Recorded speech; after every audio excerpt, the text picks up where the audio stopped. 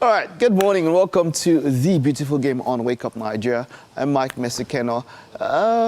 Winfrey is too busy cutting bread now. If not, I'd have wanted to have some of her very wisdom-filled insight, but let her focus on the bread for now. Yeah, so there's quite a lot. This is the first week of the first legs of Europa, the competitions in Europe, of course, the first tier, the second tier, and the third tier. But it's Friday. Let's just start back. Let's piggyback from Thursday. We'll get back to Wednesday and start with the Europa League as Joshua Zirkzee scored his first goal in Europe for Manchester United, but the Red Devils were held to a draw by Real Sociedad to leave their Europa League last 16 tie in the balance. But Real Sociedad equalized through Mikel Oyarzabal penalty awarded after review by the video assistant referee for a handball by Bruno Fernandes. Manchester United, of course, will feel disappointed not to have won after they dominated the game for almost an hour, with Andre Onana not having had a save to make before the hosts were given the penalty.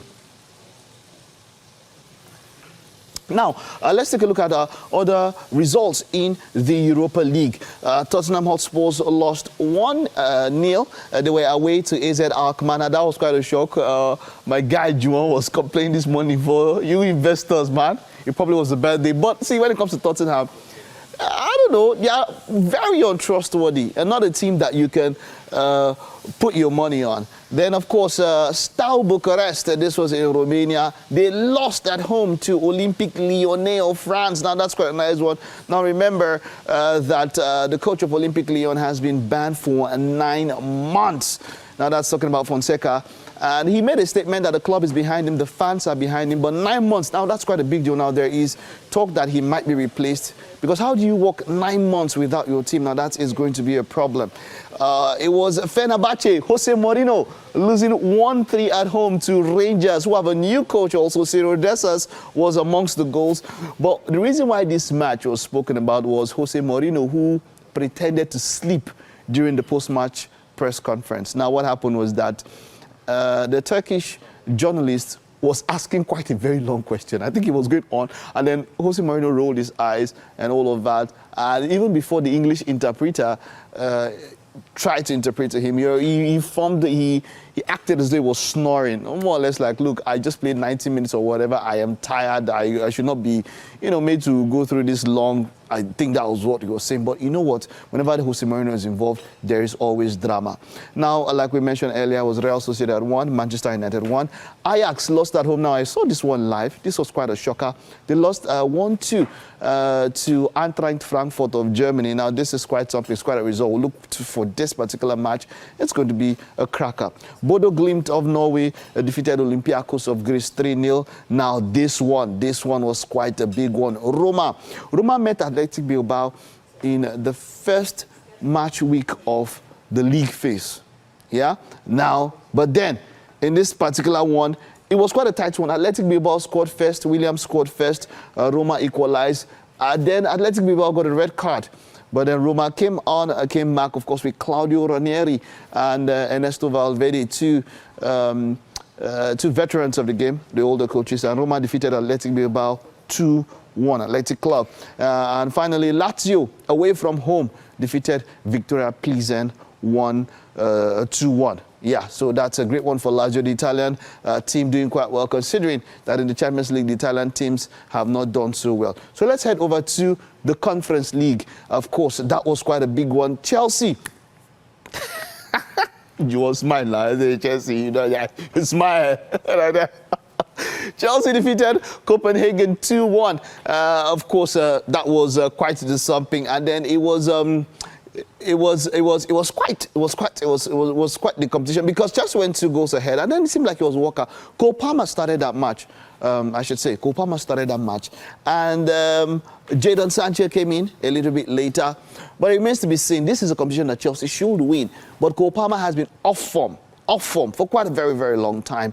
And I think at this particular point in time, there needs to be something. Enzo Maresca needs to put on pressure on those guys, because I think it worked. The reverse psychology was trying to do, it just didn't work.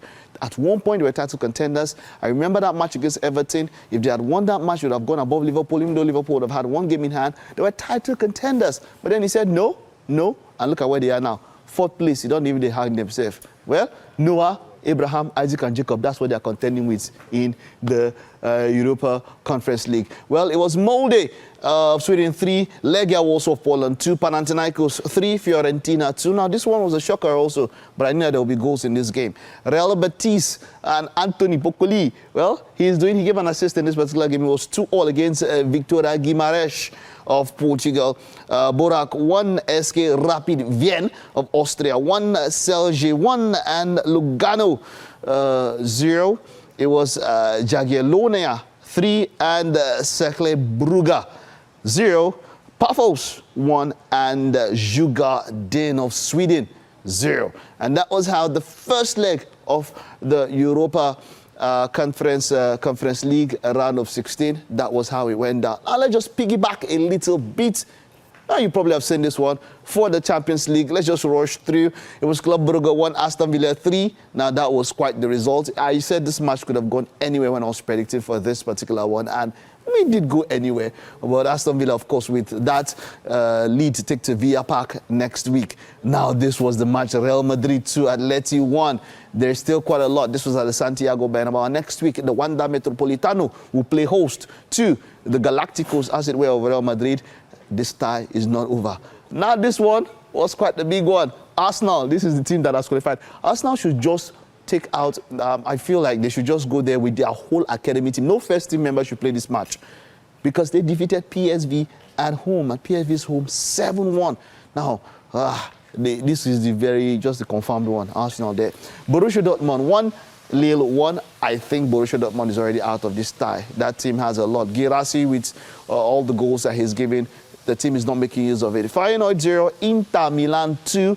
This is also another match that I would say, yes, Inter Milan, they have it in the bag. But this one was the match of the round. PSG 0, Liverpool. How on earth did this result come through? Did you see that? It was a battering. It was decimation. PSG was just, it was like a battering ram up against Liverpool. Attack after attack, attempt after attempt. So much so that Alisson is the UEFA Player of the Week. 10 over 10 performance there. He made over 9 saves in that particular match. 27% possession. I've never seen Liverpool that bad. It was a terrible match. Salah was off. Diaz, he should just have stayed back at home. He should have just played 10. Jota would have been better running the sidelines as a ball boy. It was a terrible performance. They could have even had a red card from Konate. I mean, of course, Alisson by far was the best player. Van Dijk and Konate, of course, did their best. But the full-backs, Robertson, Trent Alexander-Arnold, they were just mincemeat. Mincemeat for Dembele. Dembele was so on form, and Kvaratskhelia. What? Those guys and Bakula, that front three ran Liverpool's backline to the ground. And when Doe came in, it was just... And then just at the death, you take out Salah and then you bring in Elliott and poof, game over. How did that happen? This is mind-boggling. Well, this is one of the reasons why we love the beautiful game. Liverpool had no reason to win that particular match. Over 28 shots for PSG. They could not score. There was a goal that was ruled out for offside. A wonderful shot by Kvaratskhelia. But, well, Liverpool taking that one. Now, this also was another shocker, talking about the game. Bayern Munich 3, Leverkusen 0. What is happening? Now, Xabi Alonso has never lost to Bayern Munich since he came to the Bundesliga. Now, for this particular match, mind-boggling. Patrick Schick was on the bench. Victor Boniface was on the bench. Nathan Tella was on the bench. How do you put them on the bench? I don't know. Well, someone said that if what he did worked out, would have labeled him a genius. Well, in some ways, but the point is this. Just a few weeks back, he battered Bayern Munich to the point that Bayern Munich didn't have a single shot in 90 minutes.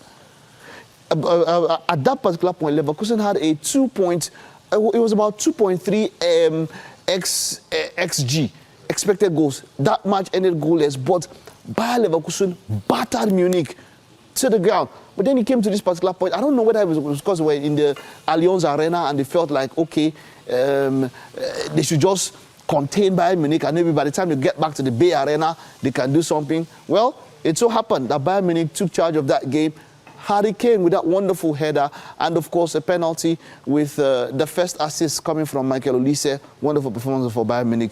Barcelona against Benfica was another one. A red card for Kubasi in just the first 30 minutes, but they defeated Benfica there. In spite of that, Rafinha with that particular goal, you know, even though it seemed as though they might just go goalless, but Rafinha found a way to get through. Okay, well, that's it on the Champions League. Maybe let's take a look at the FIFA World Cup and just talk a little bit about it, where FIFA is considering a proposal to increase the number of participating teams. Hear what you have to say, but man, well, change the times can be hard to accept. But I mean, from 32, 48 at next time, of course, which Nigeria is finding it hard to even qualify for a 48-team World Cup that would have at least 9 countries from Africa. We're finding it hard to qualify. Well, Eric Schell just dropped a 39-man short list or provisional list, as it were. Don't know why he would go for 39. That is quite a lot. It's just about 2 weeks where we'll be tackling Rwanda. Let's see how all of that goes. But if we can't make it for a 48-team World Cup, definitely a 64-team. We should find a way and make it. We don't. Maybe there's no need for NFF, yeah? But hey, what are your thoughts? Let's see how all of that plays out as Gianni Infantino with sweeping changes in FIFA. And that's it on the beautiful game for this Friday morning. Just tune in tomorrow, Saturday morning, 11 a.m.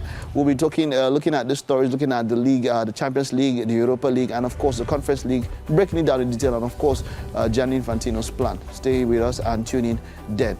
It's about time to take a short, very, very short recess. Don't go anywhere. The second lap is coming right up.